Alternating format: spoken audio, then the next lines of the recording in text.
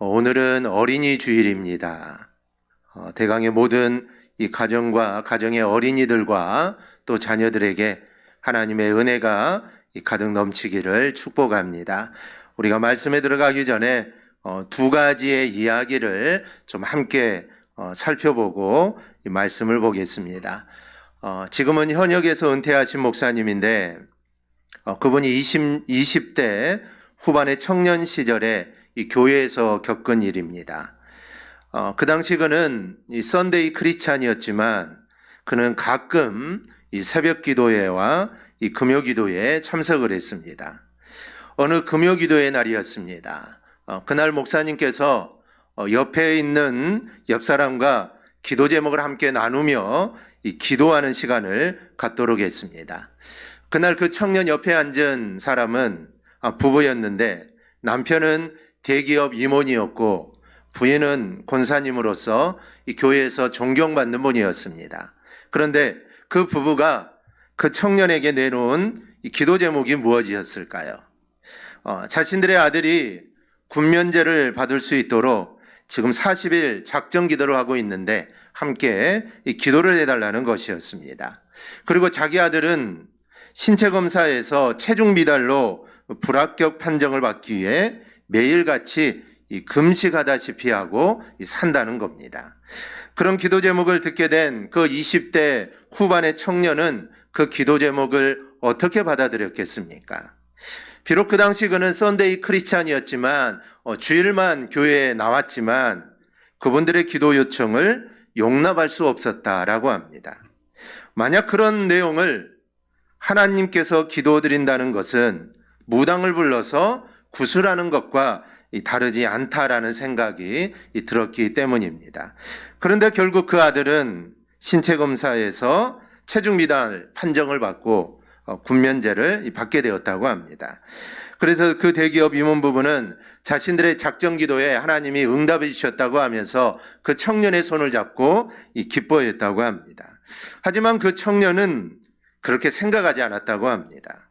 그 아들이 군면제를 받은 것은 불의한 시도의 결과물일 뿐 하나님의 응답과는 전혀 무관한 일이다라고 생각을 했습니다.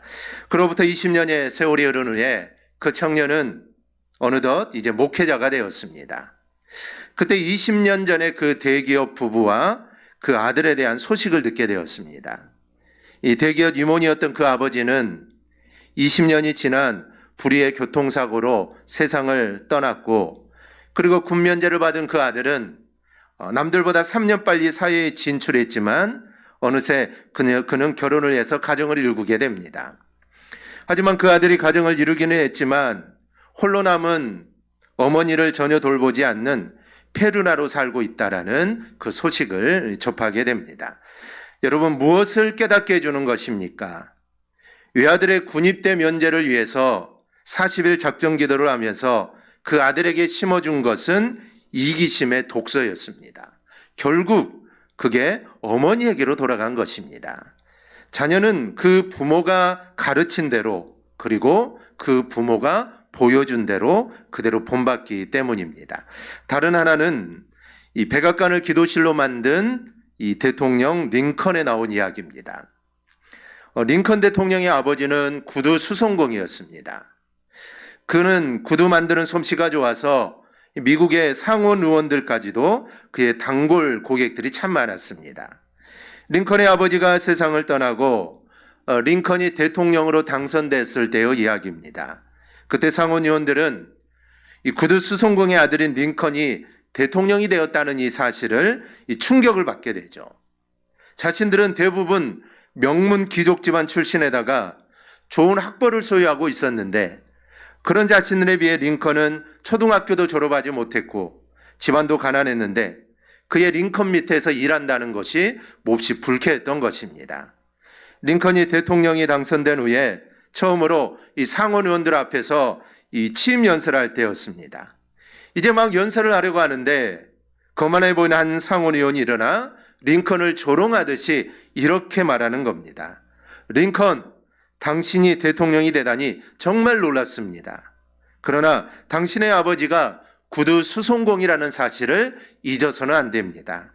가끔 당신의 아버지가 우리 집에 와서 신발을 만들기 위해 찾아오기도 했습니다. 내가 지금 신고 있는 이 신발도 당신 아버지가 만든 것입니다.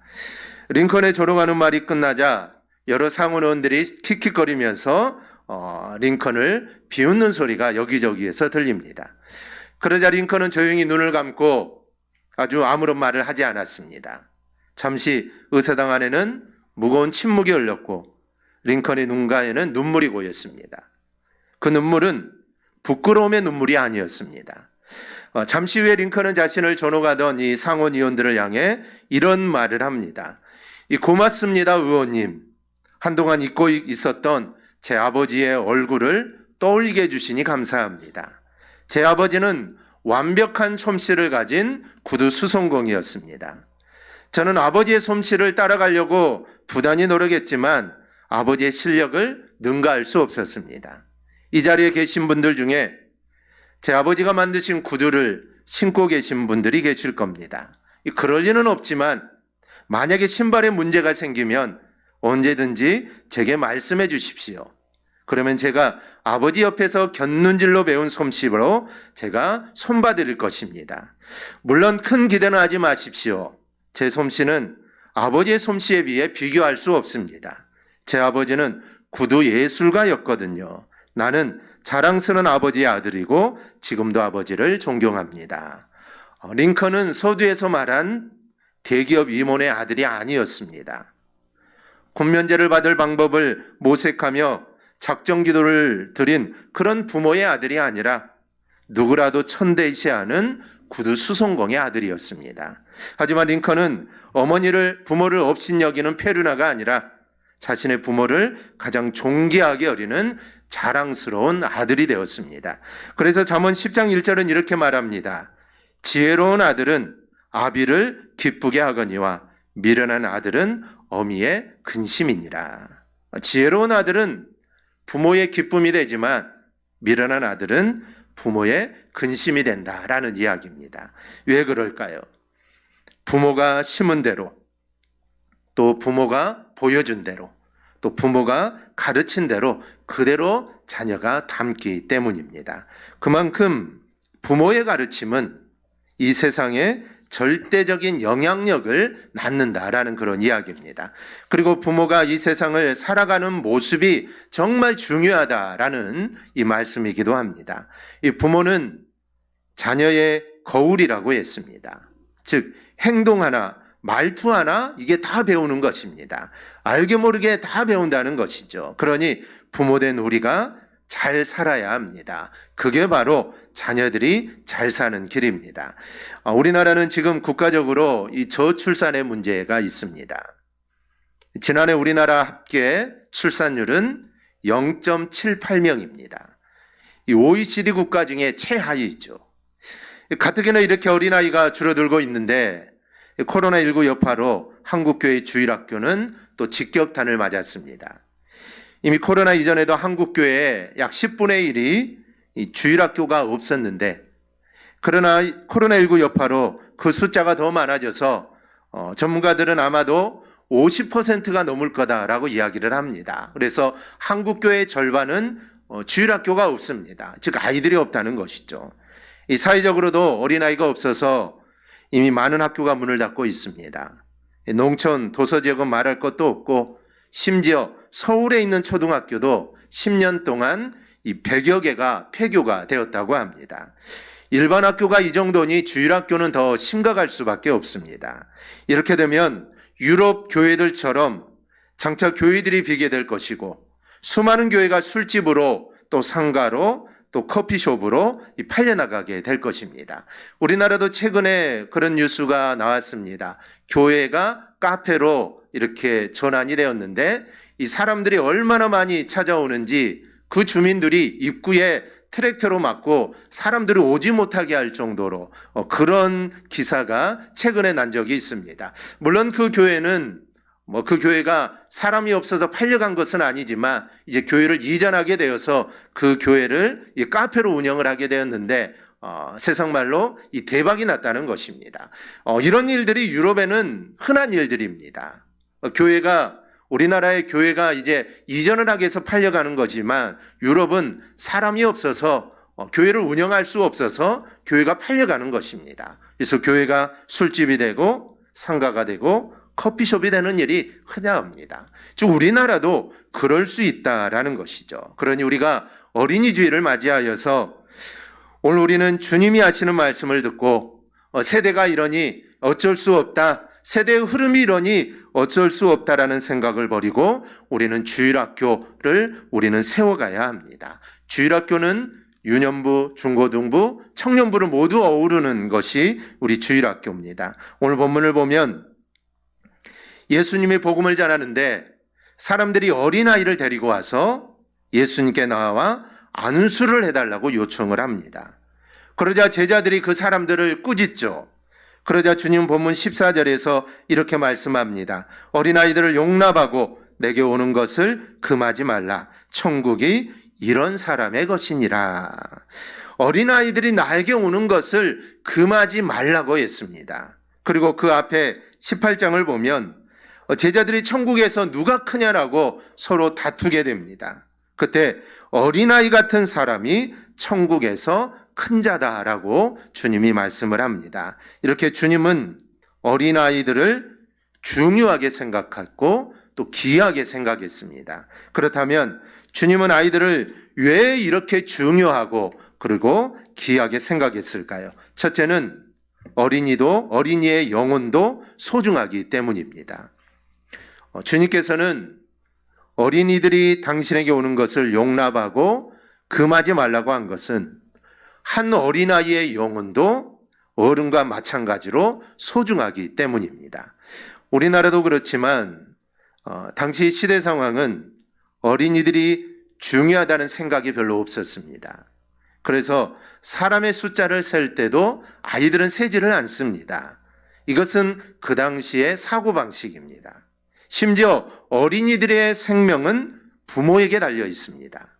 이런 생각들이 오랫동안 존재해 왔습니다. 심지어 교회 안에서도 그런 생각들이 존재했던 시기가 있었습니다. 그래서 어린이들을 무시하기 일쑤였던 것이죠. 그런데 생명을 창조하신 주님은 어린이들도 구원받아야 할 존재라는 것을 우리 주님은 강조를 하십니다. 그래서 예수님은 마태복음 18장 5절 6절에서 이렇게 말씀합니다. 또 누구든지 내 이름으로 이런 어린아이 하나를 영접하면 곧 나를 영접함이니 누구든지 나를 믿는 이 작은 자 하나를 실족하게 하면 차라리 연자맷돌이 그 목에 달려서 깊은 바다에 빠뜨려지는 것이 나으니라. 이 말씀은 정말 얼마나 우리의 심장을 떨리게 하는 말인지 모릅니다. 왜냐하면 우리는 어린아이들을 경히 여기는 생각들을 우리는 갖고 있기 때문입니다. 이런 생각을 가진 우리에게 절대로 어린이들을 실족시켜서는 안 된다라는 말씀입니다. 여러분, 왜 어린아이입니까? 어린이도 어른과 똑같은 인격체이고 구원받아야 할 이 영혼입니다. 마태복음 16장 26절을 보면 사람이 만일 온 천하를 얻고도 제 목숨을 잃으면 무엇이 유익하리요? 사람이 무엇을 주고 제 목숨과 바꾸겠느냐? 즉, 한 영혼이 정말 귀하다는 말씀인데 그 말씀에는 당연히 어린아이도 포함되어 있습니다. 교회는 주님의 전도 명령을 받았습니다. 그리고 우리 모두도 다 주님의 이 전도 명령을 받은 자들입니다. 그래서 우리는 때를 얻든지 못 얻든지 항상 전도에 힘써야 합니다. 즉 언제나 복음을 전해야 하죠. 누구에게라도 복음을 전해야 합니다. 그런데 그 누구에는 당연히 어린아이들도 포함되어 있어야 합니다. 주님은 어른들과 마찬가지로 어린이들의 영혼도 구원받기를 원하십니다. 주님께서 십자가에 달리신 것은 어른들의 영혼만을 위해서 죽으신 게 아닙니다. 어린아이들도 다 포함이 됩니다. 그러니 어린이들의 영혼에 관심을 갖고 우리가 어린이 전도에도 우리가 힘써야 될 줄 믿습니다. 둘째로 어린이도 주님을 위해 일할 수 있기 때문입니다. 그동안 대부분의 교회는 어린이들의 중요성을 인식하지 못했습니다. 그런데 교회 안에서 어린아이들이 줄어들자 이제서야 다급해졌습니다. 그동안 대부분의 한국 교회는 어린이 부서는 돈만 들어가고 적당히 운영해도 되는 부서다라고 이렇게 생각을 했습니다. 그러나 전혀 그렇지 않습니다. 어른들이 보기에 미흡해 보여도 얼마든지 어린이들도 헌신할 수 있고 어린이도 얼마든지 주님을 위해 일할 수가 있습니다. 그 대표적인 예가 바로 오병이어의 기적 사건입니다. 많은 사람들이 예수님의 말씀을 듣고자 벳세다에 모였습니다. 그날따라 많은 사람들이 모였는데 그 많은 사람들이 예수님의 말씀을 듣다 보니 시간이 가는 줄을 모릅니다. 그러다가 이제 저녁 시간이 다가오죠. 이에 제자들이 사람을 보내서 시내로 보내서 먹을 것을 사 먹게 하자라고 합니다. 그러자 주님은 제자들에게 그럴 필요가 없이 너희들이 먹을 것을 주어라라고 이야기를 하죠.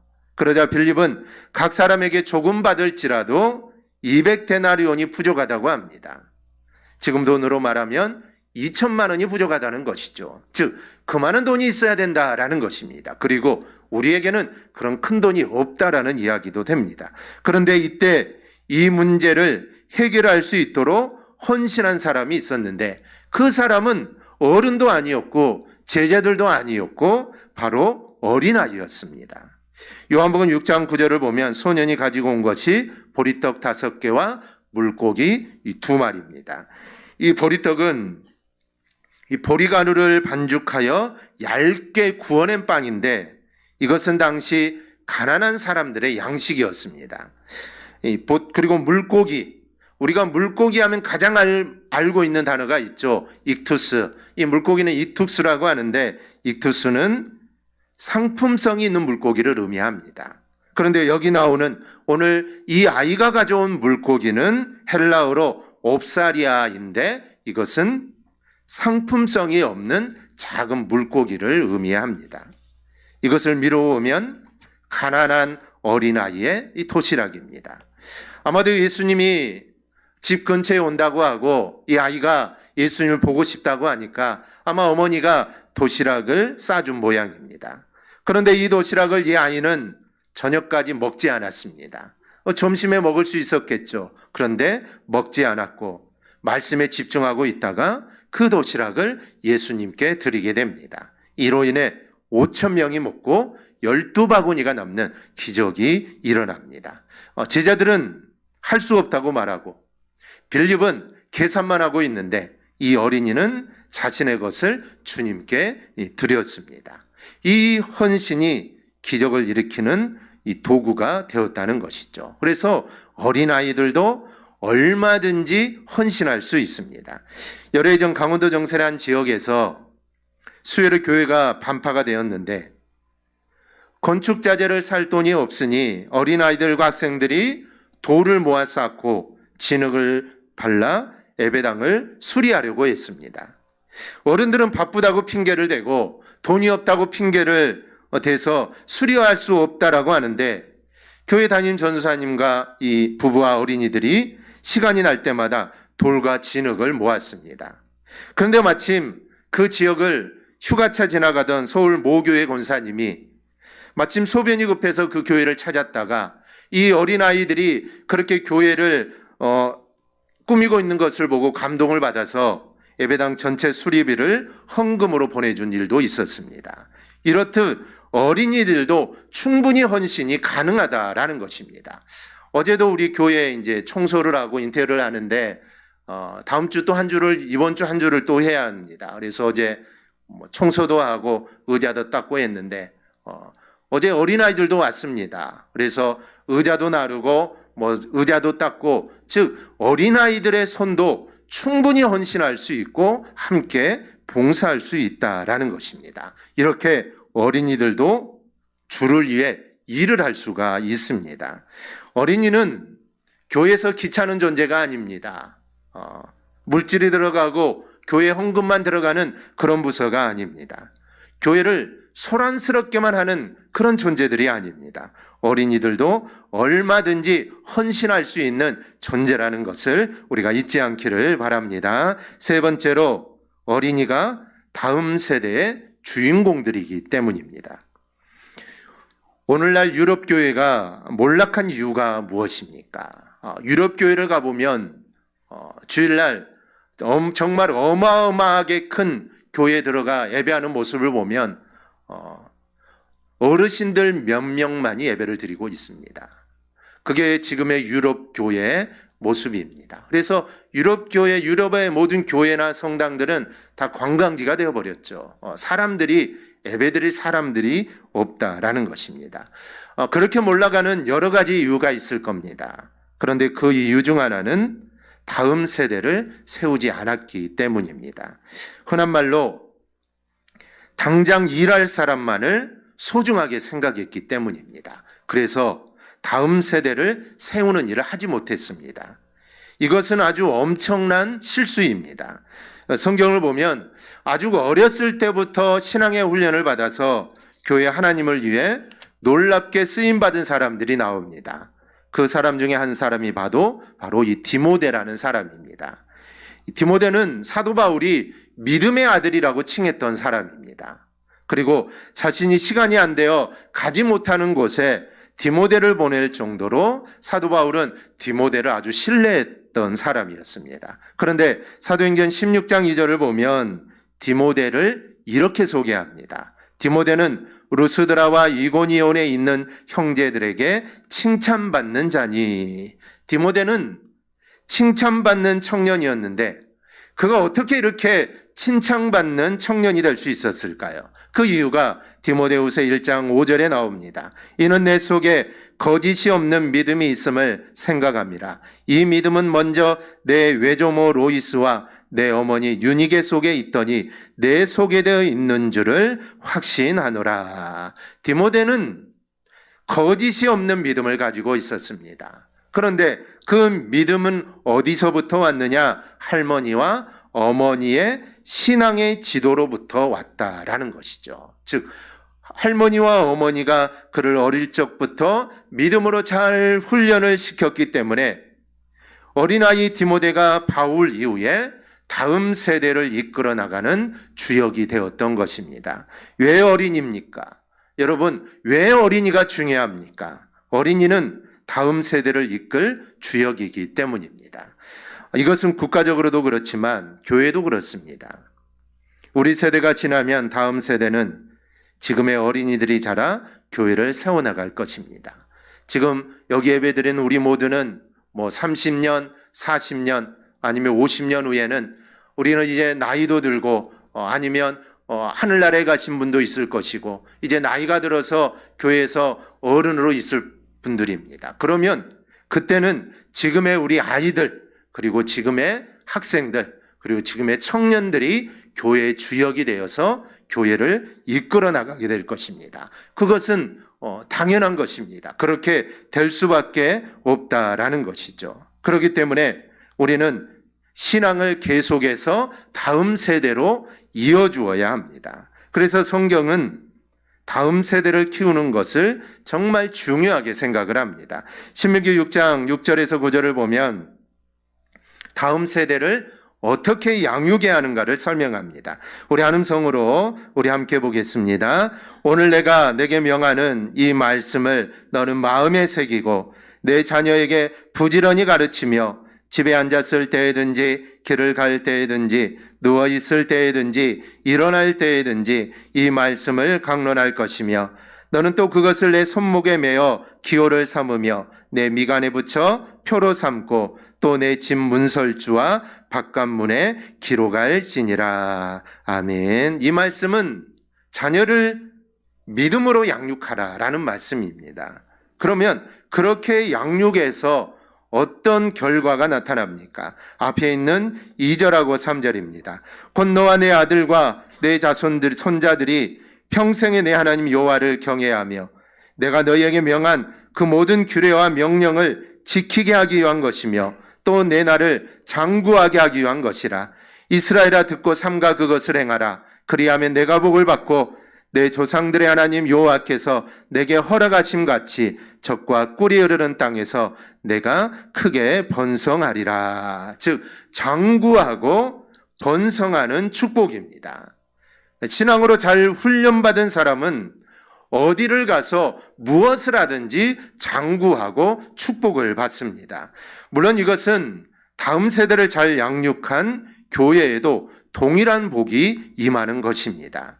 많은 사람들이 기독교가 위기다, 교회가 위기다라고 하는데 이 위기는 다음 세대가 단절되는 것이 가장 큰 위기입니다. 과거 1970년대, 80년대는 전국 초등학생 중에 70에서 80%가 교회를 다녀본 경험이 있다고 했습니다. 그러다 보니 교회마다 어린이들이 가득했습니다. 그러다가 1990년대부터 어린이들이 조금씩 줄더니 2000년대부터는 주일학교가 없어지기 시작했고 이 코로나19로 겪으면서 손을 쓸 방법이 없을 정도가 이제 되었습니다. 이제는 전국 초등학교 학생 중에 교회를 다녀본 경험이 있거나 또 다니고 있는 어린아이들은 20%가 안 된다고 합니다. 이것은 곧 교회의 다음 세대가 중단될 위기입니다. 교회의 다음 세대를 세워나가야 할 어린이들이 없으면 교회는 미래가 없습니다. 왜 어린아이입니까? 어린아이가 중요한 것은 어린이들은 다음 세대의 주역이고 교회의 미래이기 때문입니다. 미국의 한 주일학교 교사가 교회를 가던 중에 함께 모여서 놀고 있는 4명의 아이를 보았습니다. 지금 이 시간에 지금 교회에 가서 예배를 드려야 할 시간인데 아이들이 놀고 있다는 것은 이 아이들은 교회를 다니지 않는다는 겁니다. 그래서 그 교사가 그 아이들에게 가서 말을 붙였습니다. 얘들아, 너희들 혹시 교회 다니냐? 그랬더니 교회에 다니지 않는다는 겁니다. 이 말을 들은 이 교사는 그 아이들에게 복음을 전합니다. 어찌나 열정적으로 복음을 전했든지 그 4명의 아이들이 그 자리에서 교회를 다니기로 작정을 하고 신앙생활을 시작을 합니다. 그로부터 40년이 지난 후 이 교사의 생일날에 이 교사는 이 아이들이 그때 전도는 했지만 어떻게 신앙생활을 하는지 알 수 없었는데 40년이 지난 후 이 교사의 생일날에 오랫동안 연락이 되지 않았던 그 4명의 아이들로부터 축하 편지가 도착을 했습니다. 그런데 그 전보의 발신일을 본 교사는 깜짝 놀라게 되죠. 그들은 중국으로 떠난 선교사, 연방정부은행의 총재, 미국 대통령의 비서관, 그리고 미국 대통령인 허버드 후보였습니다. 이렇게 어린이들에게는 무한한 가능성이 있습니다. 어린이들에게 복음이 심어진다면 장래에 100배의 열매를 맺는 훌륭한 복음의 일꾼으로 성장을 하게 되는 것입니다. 그러니 어린이들에게 복음을 전하고 올바른 신앙으로 인도해야 하는 것입니다. 요한 웨슬리는 우리가 장차 하나님 앞에 섰을 때 3가지 질문을 받을 거다라고 말한 바가 있습니다. 첫째는 너에게 준 시간을 어떻게 사용했느냐? 둘째는 너에게 준 돈을 어떻게 썼느냐? 그리고 마지막 하나가 내게 준 자녀를 어떻게 가르쳤느냐? 이 3가지의 질문을 하나님 앞에 섰을 때 받게 될 것이다라고 말한 적이 있습니다. 오늘 하나님께서 내게 맡겨주신 자녀들을 믿음의 자녀로 양육하고 있는지 우리는 돌아볼 필요가 있습니다. 그래서 자녀들을 믿음으로 양육하고 있는지 아니면 믿음이 아닌 믿음은 둘째치고 다른 것으로 양육하고 있는지 우리는 살펴봐야 하는 것입니다. 오늘은 어린이 주일입니다. 우리가 어린이 주일을 맞이하여서 왜 어린아이인가? 우리가 함께 생각해 보았습니다. 어린이의 영혼도 소중하기에 구원받아야 하고 어린이도 헌신할 수 있고 특히 어린이는 다음 세대의 주역이고 교회의 미래입니다.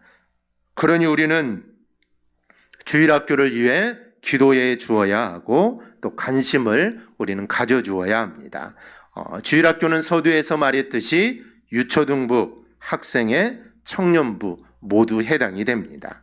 우리의 기도와 관심으로 인해 주일학교가 다시 세워지고 교회의 미래가 세워질 수 있기를 소망합니다. 어린 영혼, 어린이의 영혼, 한 영혼에 정말 하나님 말씀이 떨어져서 그 아이들이 정말 내가 믿음으로 내가 살아야겠다. 내가 하나님께 헌신하며 살아야겠다. 정말 이렇게 다짐할 수 있는 우리 아이들로 자라나가야 합니다. 어른들만 그렇게 다짐하는 것이 아닙니다. 내가 하나님을 위해 헌신하고 내가 선교사로 아니면 내가 목회자로 아니면 내가 정말 주님을 위해서 내 몸을 불사르면서 내가 헌신하고 내가 살아가야겠다.